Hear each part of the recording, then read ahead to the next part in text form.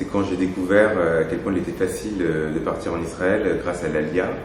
Et je me suis dit que le personnage, il profitait d'une opportunité qui était d'obtenir cette citoyenneté, de pouvoir travailler là-bas dans un claquement de doigts.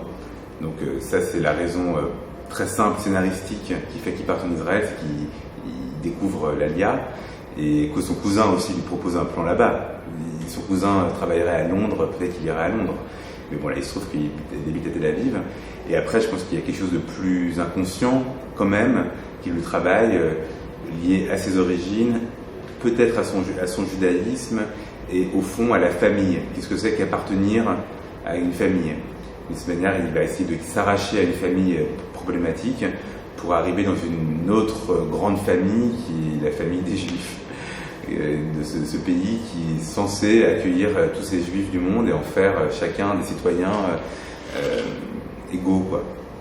Et donc ça m'intéressait qu'il ait à fuir sa famille pour aller dans ce pays qui pourrait l'accueillir comme une famille, sauf que c'est beaucoup plus compliqué que prévu. Moi, ce qui m'intéressait dans le film, c'est que je me suis intéressé à cette partie que j'appelle la partie du milieu, c'est-à-dire ceux qui ne partent ni par conviction religieuse, ni par conviction politique.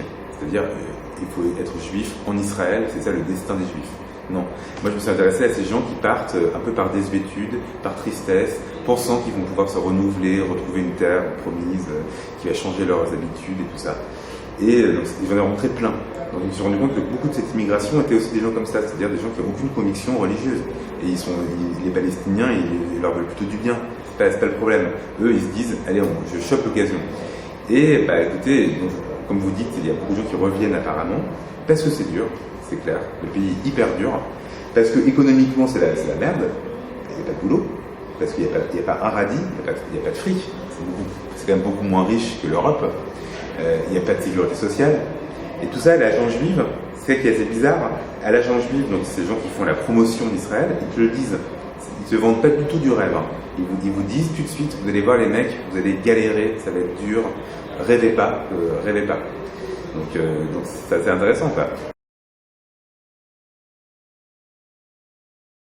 Sur ce que dit Esther, en fait, lui reproche le fait qu'il parte en Israël en disant, au fond, nous, on avait dit qu'on était à Paris, en France, et que c'était ça notre force. Et ça, je pense que c'est la voie que moi, je soutiens, qui est l'idée que la force de ce peuple juif, s'il en a une, ça serait de vivre en diaspora, d'être apatride. Et que d'être apatride, ça veut dire qu'on est citoyen du monde, qu'on appartient à l'universel. Et donc ce que au fond Esther lui reproche, c'est de rentrer dans le carcan de si précis d'Israël, qui au fond, d'après elle, l'enferme. Alors que quand ils étaient plus jeunes, ils pouvaient se dire, on pouvait se vivre totalement juif, mais totalement français, ou italien, ou espagnol, ou canadien, et que c'était ça la force de ce peuple. Voilà.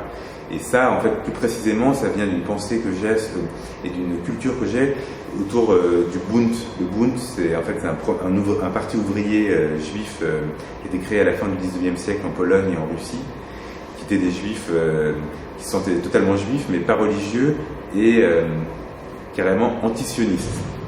Enfin, ils pensaient que c'était pas du tout en Palestine que le peuple juif allait grandir, quoi. Donc voilà, ça c'est une voix du film, et c'est ma voix au fond, celle d'Esther.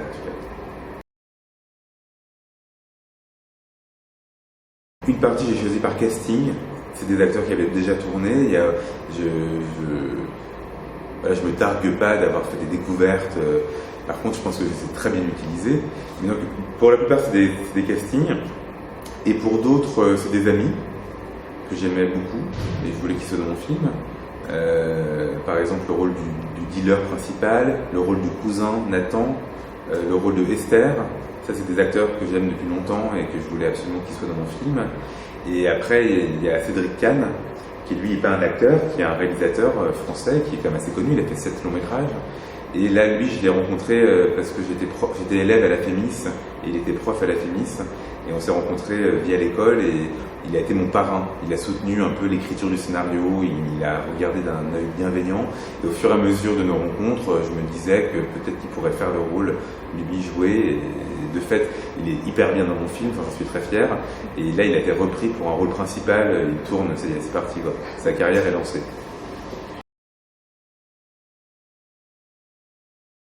Et oui, je pense que c'était long. Oui, il y avait des difficultés à trouver des financements pour plein de raisons différentes. D'une part, un premier film, c'est long à faire.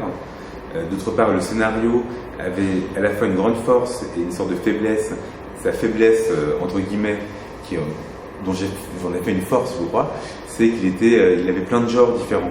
Il était à la fois un film d'amour, à la fois un film noir, à la fois un film sur une communauté, à la fois un film sur une famille, et avec des tons très différents. Des fois c'est tragique, plein de fois c'est drôle. Et voilà, donc ça c'était mon grand travail de scénariste, de vouloir mélanger tous ces genres, parce que je pense que c'est ça les œuvres qui sont puissantes. Et ça, voilà, ça a été long à convaincre les financeurs, parce que les gens ont besoin d'avoir des lignes très droites, et le film n'en avait pas. Donc ça a été long, ça a mis 4 ans. Au départ, j'étais produit par une assez grosse boîte de films d'auteur, les films Péléas, et la productrice est partie pour fonder sa propre boîte, 24 mai Productions, qui s'appelle Lola Gans, et ensemble, en fait, elle, qui était la productrice principale, et Péléas, ils ont travaillé ensemble, et j'ai obtenu l'avance sur recette, qui est le Graal pour les jeunes auteurs en France. Et après, les chaînes, mais tout ça, ça a mis 3 ans. J'ai eu l'avance sur recette, après 1 an après, j'ai eu un distributeur, et 1 an après, j'ai eu une chaîne. C'était très long.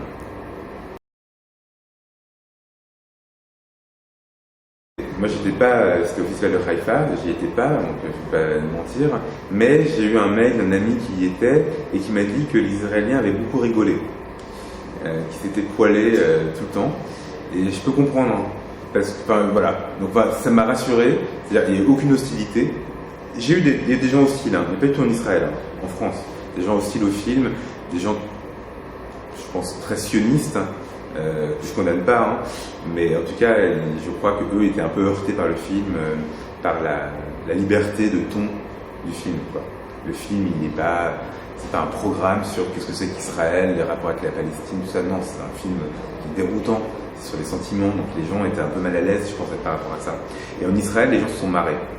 Je pense qu'ils sont marrés parce que le personnage parle mal hébreu, ils sont marrés parce que les gens disent, parce que dans mon film, il y a plein de gens qui ont des pics à l'égard d'Israël, et que les Israéliens, ils ont quand même beaucoup d'autocritique, ils ont de l'humour, je crois, enfin, certains sûrement.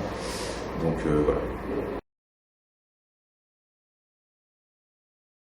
Donc le projet futur, je suis en pleine écriture, alors c'est pour ça que je peux vous en parler. Ça m'occupe énormément. Et c'est l'histoire d'un jeune policier qui infiltre un groupe d'anarchistes à la fin du 19e siècle, Paris. C'est un film d'époque. Dans la lignée de plusieurs films, et je pense beaucoup à Esther Kahn de Arnaud Desplechin, qui est un film anglais qu'il a fait en Angleterre. Voilà, c'est l'histoire d'un type qui est divisé entre sa fonction de policier et en même temps l'amour qu'il va porter pour les anarchistes, qui à cette époque, à Paris, en France, mais en Europe aussi, était très important, les anarchistes. C'était souvent des gens très jeunes et très en avance sur leur temps. Donc lui qui est très rigide, il va s'assouplir, il va tomber amoureux, et donc ça va devenir très compliqué pour lui de soutenir encore sa position de policier. Donc c'est sur un sujet qui est divisé en deux. Voilà, ça va être ça.